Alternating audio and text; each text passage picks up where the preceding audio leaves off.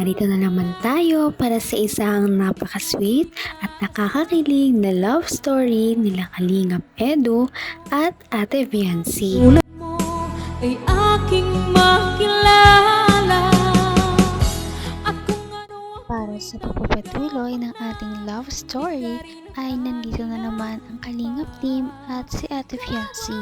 Ito nga ang pagpapatuloy ng kanilang amusement park adventure. Noong nakaraang video nga natin, nakita natin kung gaano katapang ang EDC Love Team pagdating sa mga rides. At dito nga makikita natin kung gaano sila kalakas sa paghiyaw at gaano sila nag-enjoy. Yan ay inyong makikita sa ating nakaraang video. Ngayon naman ay ang pagpapatuloy nito dahil meron na naman silang bagong sasakyan. At yan ang ating aabangan dahil panigurado na mas marami din sila ngayong mga kilig moments na ating masusubaybayan. At ito na nga ang mga nangyari.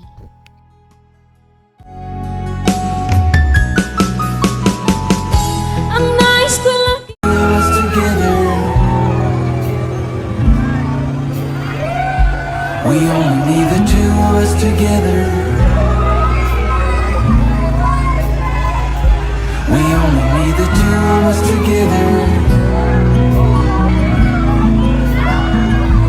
We only need the two of us together. 'Cause we got love.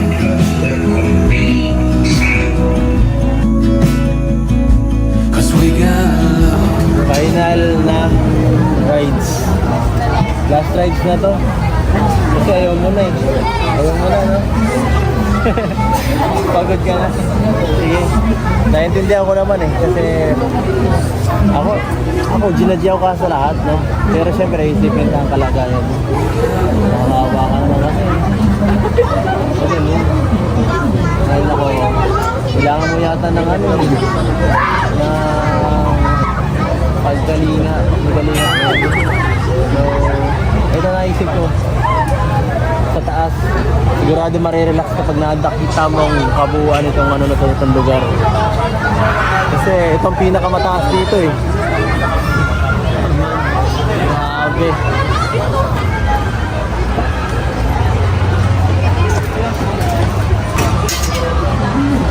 kung ano ako'y tanggap mo na hindi ka rin nag-alila. Napaka-intense nga ng kanilang mga sinakyan kanina.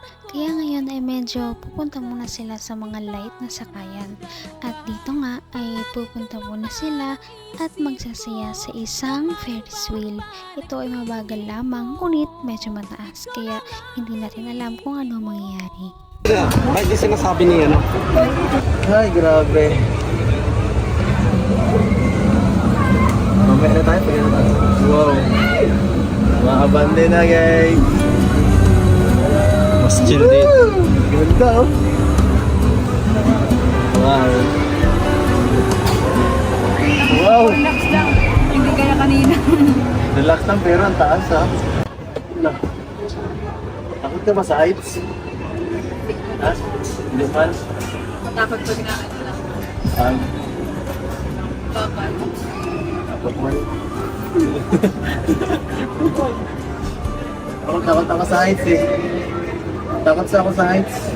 Kaya nga kanina, grabe. Hindi ko na alam gagawin ko kanina kung binira eh. Sana may tagahawak ng kamay ko kanina talaga. Ay. Ay, nako. Hindi, self-chancing ka. Joke lang. Ganda dito. Gusto ko makita mo yung pinakataas. Pinakatuktok na tayo ng ano, ng bundok. Ayan na. Parang taas ah. Naluluna ako. Naman ang bawat panaginip ko, ikaw lang ang tinig. Dito natin malalaman na kung sino pa ang lalaki ay yun ang medyo may takot sa heights. Ngunit okay lamang yon dahil hindi naman tayo lahat ay perfecto. Dahil natin nakikita kung ano ba talaga klaseng tao ang EDSI Love Team at sila ay napaka-natural talaga.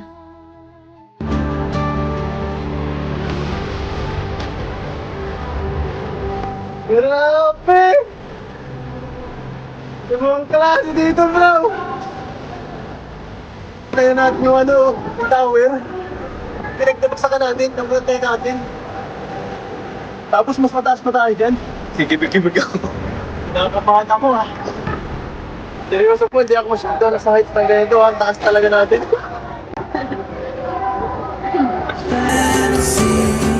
Nakakatakot pala din. Nothing to put believe. I knew what we had become. Defying Diba yan? Sura ka, Joka. Hindi na ako natutuma. couldn't embrace the notion that we were meant. Kung ako makapunta kung kasama ka. Ayaw mo? Ayaw na lang pa din. Ayaw mo naman pala eh. Ayaw ko din dyan. Ayoko na. Ka na lang. Hit ka na lang.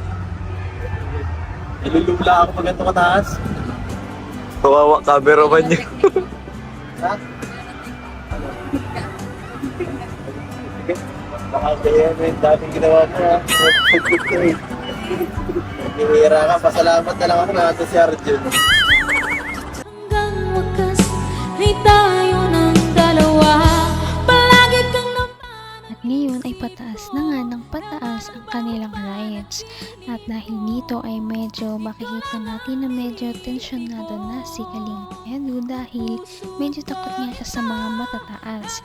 Ngunit si Ate Fiancé ay chill lamang. Kaya makikita natin dito ang pinagkaiba ng dalawa. At nakakatuwa dahil nalalaman natin ito. Daming ginawa mo ha. Hihira ka, pasalamat na lang ako na ito si Arjun. Hoy! Hoy! Huwag kayo magalaw ha! Okay, magalaw. Huwag kayo magalaw! Grabe! Matakot mo na dito.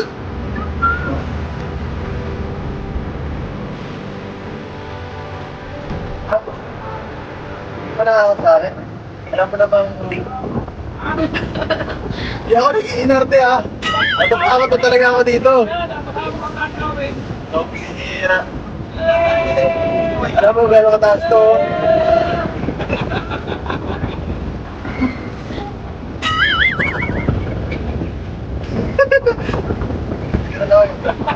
Shit.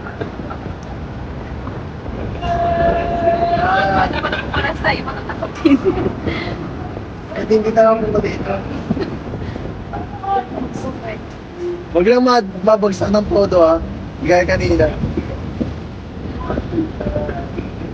Sa magpapags ng kamay ko.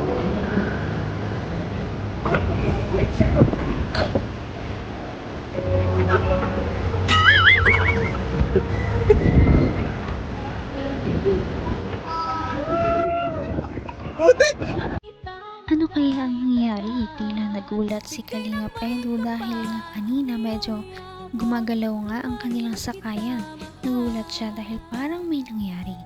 Yan ay ating makikita sa ating mga susunod na video. Sana yan ay inyong natabayanan. Marami pa tayong makikita na kanilang kilig moments at mas lalo pa natin silang makikilala bilang isang love team. Napaka-sweet talaga nila at napakabait ng tambalang ito kaya maraming sumusuporta. Kaya naman sana ipatuloy natin silang suportahan at mahalin si Fiancé, si Kalingap Edu at ang Kalingap team. Yun lamang at maraming salamat sa panonood. Abangan natin kung magkakatuluyan ba talaga si Kalingap Edu at Fiancé. Hanggang sa muli! Bye! Ngayon'y abot kamay na kita.